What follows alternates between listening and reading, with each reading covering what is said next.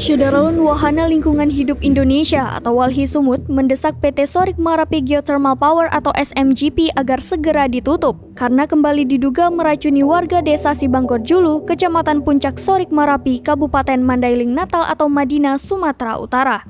Pada pukul 9 waktu Indonesia Barat, belasan warga desa Sibanggor Julu kembali dibawa ke rumah sakit karena keracunan gas yang menyebar di bekas sumur PT SMGP.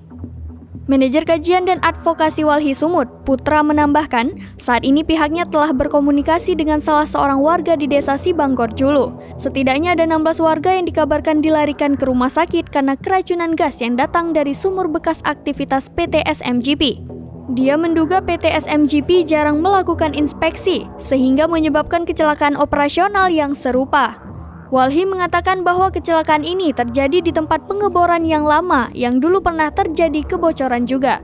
Berangkat dari kejadian tersebut, pada dasarnya Polres Madinah bersama Polda Sumut, serta dari Kementerian ESDM dan pemerintah setempat telah membentuk tim investigasi.